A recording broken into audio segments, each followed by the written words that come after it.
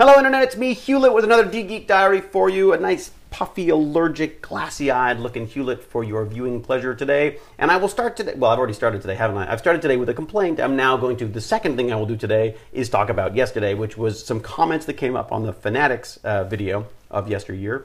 And I really wanted to just point out a couple of them. One of them was someone suggested we call this Fan Attic, which I love. Like, I'm a fan, I'm in the attic. I just think it sums things up really nicely. And already people have commented on that. So have a look at the comments below and maybe sort of give those a few likes and we'll see how people feel about that. But I mean, this isn't a democracy. This is my kingdom. But I do welcome your opinions on it. So so let me know. What do you think? I really, really like that. And I think that might be something that sticks.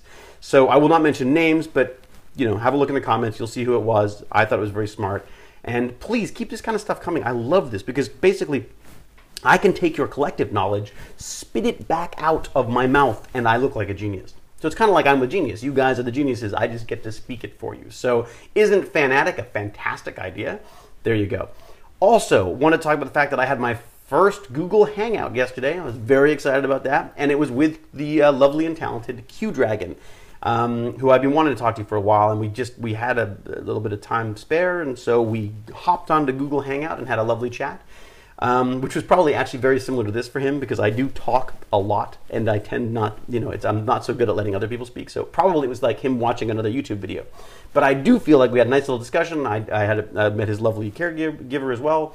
And so shout outs to both of them. We're going to try to figure out some kind of a D&D online playing thing because I'm loving this Google Hangout thing. I thought we could broadcast that and maybe bring in this Die 20 thing that both Q-Dragon and a number of other people have mentioned to me, and we can, we'll figure something out. Have some geeky goodness on a Google Hangout there. Gee, there's a lot of G's in there.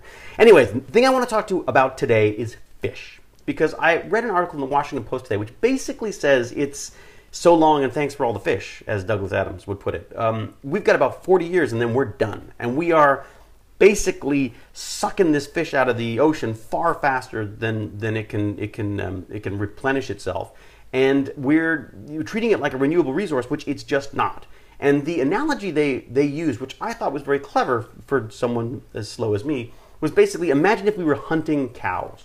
There was no way we could sustain the amount of the market for burgers and beef and steaks and all that if we had to go out and hunt those things. And so we don't. So we farm them and we farm chickens and all this kind of stuff. Now, I know people have problems with those, and I definitely have problems. You know, I have some issues with the farming side of stuff as well. You know, Jane is very big in the house and always getting sort of free-range stuff and, you know, well-nurtured animals and all that kind of stuff. But again, it's a luxury that one has to be able to afford. So basically, they're saying we have to consider farming for fish, which is happening, but people have concerns with that because of antibiotics and all that kind of thing. But basically, the article says, suck it up, guys, because we are done. Like, we are, by the time Sebastian, my son, is my age, poor kid, there's going to be no fish. So we have to figure something else out. So my question is, you know, let's put your big brains on that. Because I mean, look, vegetarianism, which I can not say, it seems, it's such a, I'm like the Fonz who can't say he's wrong.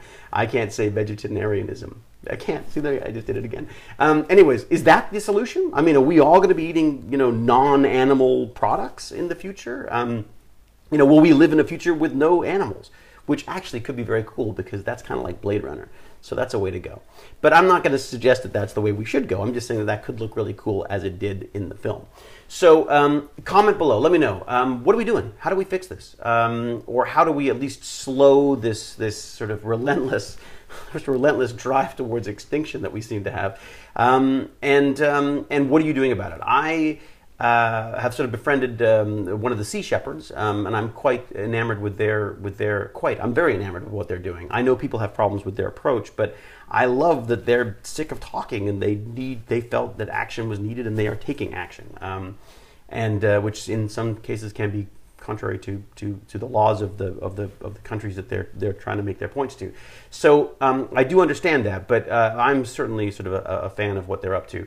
But let me know. What do you guys got? What are you guys doing? What do you suggest? You know, I could have kippers for breakfast, tuna sandwiches for lunch, and then an ocean of swordfish steaks for dinner. So I'm like probably the worst culprit in this situation. But so obviously I can cut back, but what's the long-term solution? I mean, I know I will probably have a huge impact on the number of fish in the ocean, but what do we all do here, and how do we solve this? So I'm gonna in this one video I've asked you to solve the problem of the overfishing of the oceans. There you go. So if you could get on that and comment below, that would be fantastic. Let me know what you think. And as always, subscribe in the lights of glowing geeky fandom and glowing geeky fandom. Interesting. So if you're a glowing geek, you should click in the lights to subscribe. And as always, until we geek again, cheerio.